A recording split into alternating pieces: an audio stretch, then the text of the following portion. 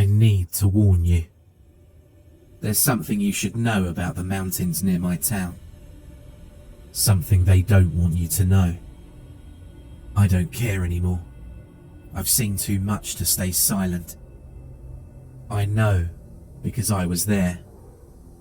I saw what happened. And you need to know, so it doesn't happen to you too. It's been months, and I still can't sleep.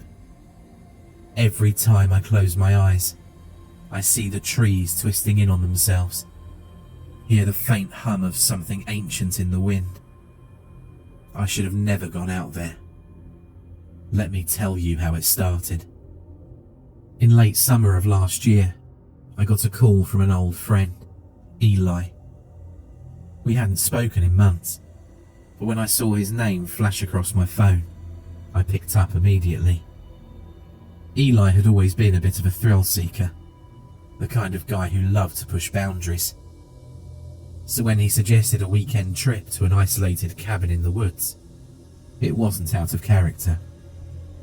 I found this place online, Eli had said, excitement clear in his voice. It's perfect. Deep in the mountains, no cell service, no distractions. Just the four of us, a fire and some beers. What do you say? I hesitated at first. Something about the idea of being completely cut off from civilization didn't sit right with me. But Eli was persistent. He always had a way of convincing people to go along with his wild ideas. Eventually, I agreed. A weekend away from the stress of everyday life sounded appealing. No work, no emails, no noise. Just a few days to unwind with friends in a quiet, peaceful cabin. We had no idea what we were walking into. The day of the trip, we piled into Eli's beat-up SUV and set off towards the mountains. There were four of us, me, Eli, his girlfriend Sarah, and my cousin Daniel. The drive was long, winding up through narrow roads that snaked around the cliffs. The higher we went, the thicker the trees became, their shadows stretching across the road like long, spindly fingers. By the time we reached the cabin, it was late afternoon. The place looked old. Older than I expected, but sturdy enough. It was a small wooden structure with a stone chimney, tucked away in a clearing surrounded by dense forest. The kind of place that didn't look like it belonged on any map. Eli was thrilled. "This is it," he exclaimed as we pulled up to the front. He jumped out of the car and stretched his arms, taking a deep breath of the mountain air. Sarah followed him, camera in hand, snapping pictures of the trees in the cabin like we were on some sort of nature retreat. Daniel and I exchanged glances. I could tell he was just as uneasy as I was. The cabin itself was simple.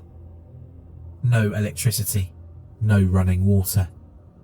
Just four walls, a roof and a fireplace. But there was something about it. Something I couldn't quite put my finger on. It felt wrong, like we weren't supposed to be there. But Eli waved off our concerns, as always. "Come on, it's perfect. We'll have the fire going in no time. Trust me, you're going to love it." The first night passed uneventfully enough. We built a fire, cracked open some beers, and sat around telling stories. The stars were bright, the air was crisp, and for a while, I started to relax. Maybe I'd been overthinking it. Maybe this trip would really be a nice escape. But then, the second night came. That's when everything changed. It started with the whispers. At first, I thought I was hearing things. just the wind moving through the trees. But the longer I listened, the more I realized it wasn't the wind. It was something else. A low murmur, faint but persistent, drifting in from the forest. I turned to Eli. "Do you hear that?" He frowned. "Hear what?" "That noise," I said, lowering my voice. "It sounds like whispering." Eli shook his head, taking a swig of his beer. "Dude, it's just the wind. Relax." But I couldn't relax. The whispering wasn't going away. If anything, it was growing louder, like it was getting closer. Daniel must have heard it too, because he was looking into the trees with a concerned expression. "It doesn't sound like wind," he said quietly. Sarah was the next to speak. "It's probably just animals," she offered, though her voice wavered slightly. "We're in the woods after all." But I knew it wasn't animals. The whispering grew louder, more distinct, though I still couldn't make out the words. It was like a conversation, like multiple voices speaking at once, overlapping each other in a language I didn't recognize. By the time we decided to head inside, the whispers were nearly deafening. I didn't sleep that night. None of us did. We stayed in the cabin, huddled around the fire, listening as the whispers circled the clearing outside. Every so often, one of us would glance towards the window, half expecting to see something out there. But there was nothing. Just the trees swaying in the breeze and the endless, maddening whispers. By morning, the whispers had stopped. The forest was silent again, but none of us felt any relief. Whatever had happened the night before, we weren't imagining it. "I don't like this," Daniel said, as we gathered around the fire to discuss our next move. "There's something off about this place. We should leave." Eli was unusually quiet, staring into the dying flames with a furrowed brow. He hadn't said much since the whispers started. Sarah looked nervous too, biting her lip as she wrapped her arms around herself. "I agree with Daniel," I said, breaking the silence. "We should pack up and get out of here. This place, it doesn't feel right." Eli finally spoke up, his voice quiet. "We'll leave tomorrow morning. I don't want to drive down those mountain roads in the dark." I didn't like the idea of staying another night, but I knew Eli had a point. The roads were dangerous enough in daylight, and navigating them at night would be asking for trouble. We reluctantly agreed to wait until morning, but none of us were prepared for what would happen that night. The sun set slowly, giving an eerie glow to the surrounding trees. The light felt off somehow. The unease that had settled over us the previous night returned, but it was more palpable now. We didn't know what to expect. And then, just after sunset, the cabin began to change. It was subtle at first. The firewood we'd gathered earlier seemed to shrink, the logs smaller than I remembered. The cabin walls creaked and groaned, the wood warping as if the structure was contracting, tightening around us. "What the hell is going on?" Sarah asked, her voice trembling. She stood in the center of the room, looking around like the walls might close in on her at any second. Eli didn't respond. He was staring at the door, his face pale. Then came the voices.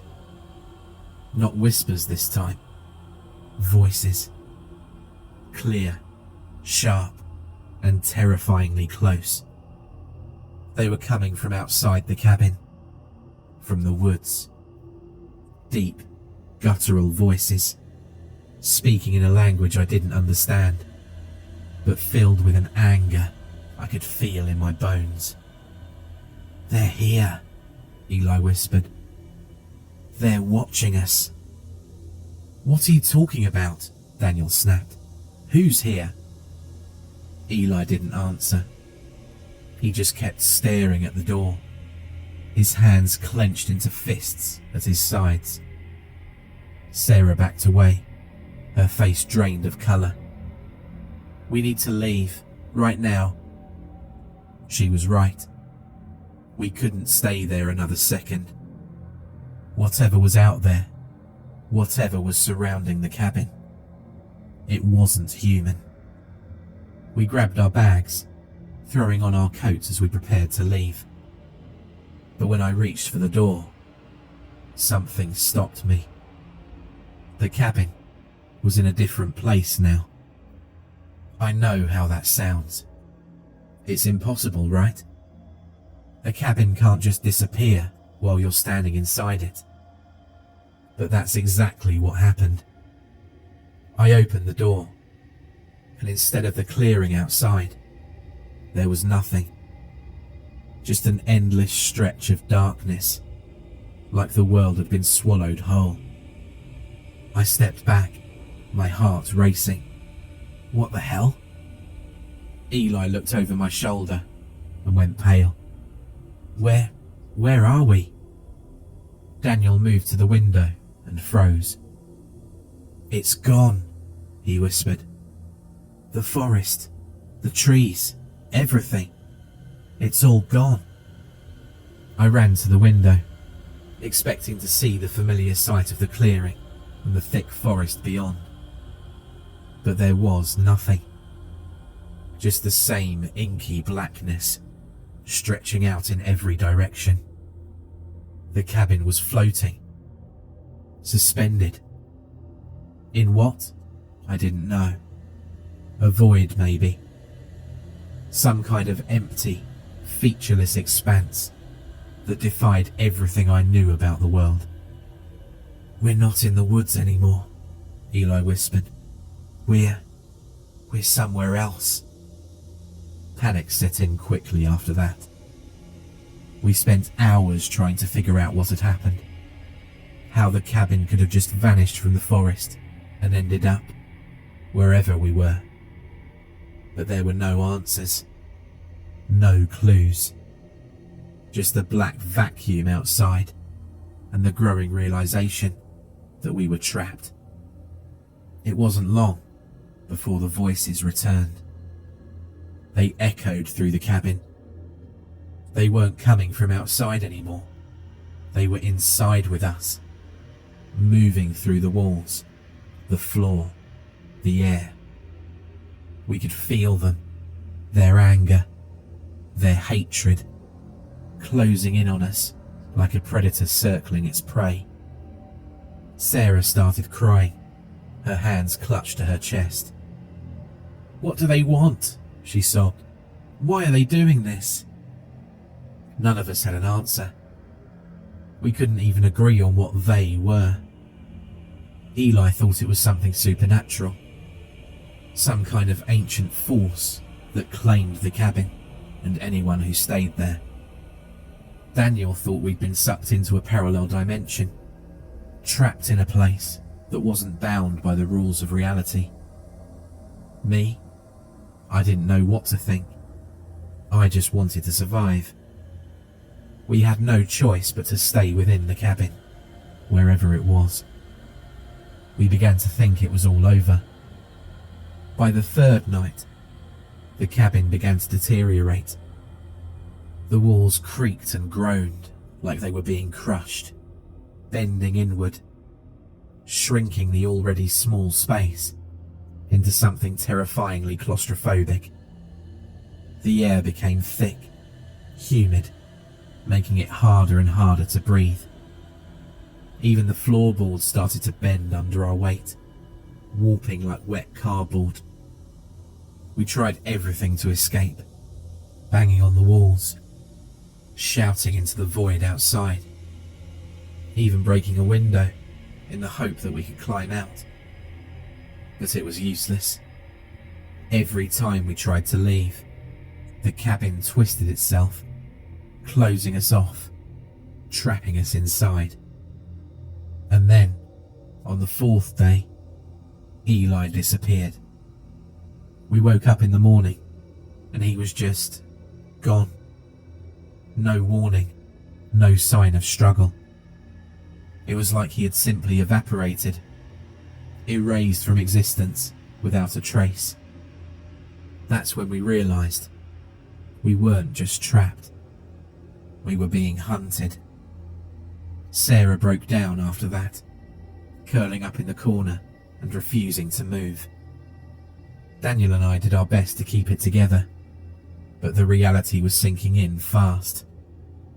The cabin, whatever it was, wherever it was, it wasn't going to let us leave. One by one, it was going to take us. By the 5th night, the cabin was barely recognisable. The walls had collapsed inward, the ceiling sagging so low we had to crouch to move around. Worse than that was the voices. They were in our heads now, not just around us.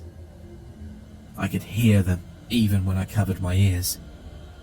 Their angry, primal words drilling into my skull like nails. The strangest thing about all of this? None of us felt any hunger or thirst. It was as though we'd all been trapped in a moment in time. Either that, or maybe we were all already dead. It would make sense. This felt like a hellish hallucination. It wasn't long before Sarah disappeared too. That left just me and Daniel. We knew it was only a matter of time before the cabin took us as well. The walls were so close now, the space so tight, we could barely breathe. We spent the last night huddled together, whispering prayers to gods we didn't believe in, hoping for a miracle. It felt as though we were trapped in purgatory. Would this be our existence forever? But there were no miracles in the cabin. I woke up on the 7th day, and Daniel was gone. I don't know how I made it out. Maybe I was the last one they needed. Maybe they were toying with me, letting me live just long enough to see my own inevitable fate. But when I opened my eyes on that 7th morning, the cabin was back in the clearing. The forest was there, the trees swaying in the breeze, the sun shining down through the leaves. Everything was normal, except the cabin. It was empty. No sign of Eli, or Sarah, or Daniel. No sign of a struggle. Just an old, weathered structure, standing alone in the woods, as if nothing had ever happened. I ran. I didn't look back. The authorities didn't believe me, of course. They searched the cabin, but there was nothing to find. No bodies, no clues, nothing. I pleaded with them that my friends were missing and that something horrible had happened to them, but they wouldn't listen. Bizarrely, they couldn't find any records of Eli, Sarah or Daniel at all. It was as though they'd never existed. The police treated me like a crazy person, someone who must have hallucinated on some strange drug out in the wilderness. I even tried visiting their families, but at each address, a completely different family was living there. They all looked confused when I told them that my friends were living there. All of them had been living there for years. My own family even denied that I had a cousin. This didn't make sense. I felt like I was going crazy. I was watching the news absent-mindedly one morning, with a coffee in hand. I'd been losing my mind. Had I imagined the whole thing? I'd tried relentlessly to find evidence of my friends, but there was nothing. All of my pictures with them had either disappeared or they were no longer in the picture. Something on the TV broke through the haze. Apparently, a wildfire had spread through the woods we were at just a few days ago. There was nothing but ash now. This seemed like a huge coincidence. I had to see for myself. I had to make sure that the cabin couldn't do this to anyone else.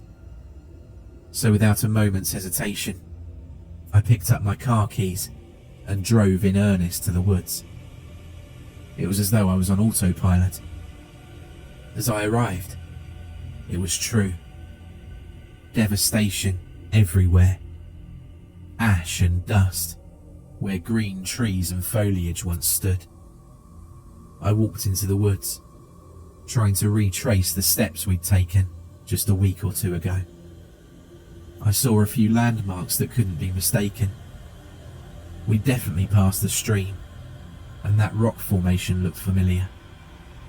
I assumed myself lost, until I spotted something in the distance. No, it couldn't be. How is that possible? Amongst the grey and white ashes and the charred trees stood a familiar structure. It looked incredibly out of place, as though it had appeared there just moments ago, untouched by the wildfire. I couldn't believe it. The cabin looked identical to when we first came across it.